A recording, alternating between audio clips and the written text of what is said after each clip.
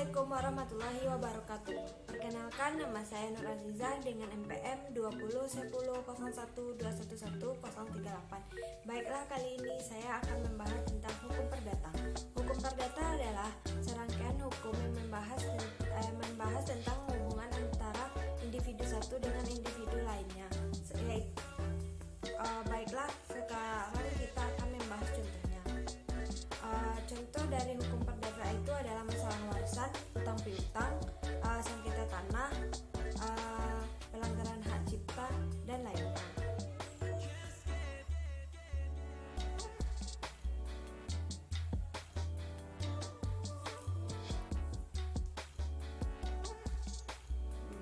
Baiklah, saya akan membahas tentang contoh hukum perdata yang pertama, yaitu hukum perkawinan. Hukum perdata yang pertama yang tidak kalah penting dan serunya adalah hukum perkawinan.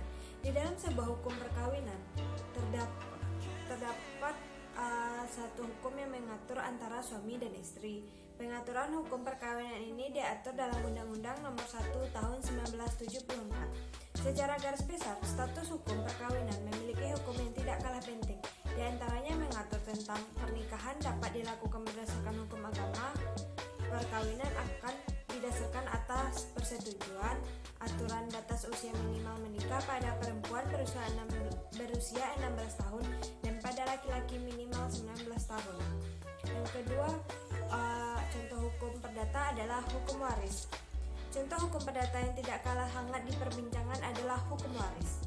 Di dalam hukum waris mengatur pembagian harta peninggalan seseorang kepada anak-anaknya, di mana aturan hukum waris ini akan mengatur tentang hal-hal wajizat yang berhak menerima dan menolak waris, harta peninggalan yang tidak terurus atau hak mewarisi menurut undang-undang.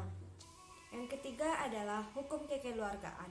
Siapa yang menyangka jika hukum kekeluargaan pun juga memiliki aturan hukumnya? Pasti kamu pun juga tidak memahami atau menyadari seperti apa sih aturan-aturan tersebut. Baiklah, contoh hukum perdata kekeluargaan ini nantinya akan mengatur hubungan dalam kekeluargaan dan mengatur hubungan kekayaan yang telah dimiliki. Hukum yang akan diulas biasanya akan menyangkut hukum keturunan, kekuasaan orang tua, perwalian, pendewasaan, dan lainnya. Selanjutnya adalah yang keempat, hukum perikatan. Contohnya hukum perdata juga termasuk dalam mengulas hukum perikatan. Hukum perikatan merupakan hukum yang mengatur bidang harta kekayaan saja. Isi hukum perikatan ini diantaranya akan mengulas tentang perikatan yang bersyarat dari perjanjian yang sebenarnya, tentang perikatan ketepatan waktu, perikatan alternatif, perikatan ancaman hukum perikatan yang wajar, dan masih banyak yang lain. Dan selanjutnya adalah contoh hukum perdata yang kelima adalah hukum kekayaan, di mana hukum ini akan memaparkan beberapa harta yang akan dibagikan, termasuk pula menjadikan objek atau barang yang hendak akan dibagikan. Hukum perdata kekayaan juga menawarkan solusi atas permasalahan yang ditimbulkan dari pembagian kekayaan. Solusi tersebut pun ada yang diatur dalam undang-undang. Sekarang adalah yang keenam, yaitu hukum perceraian.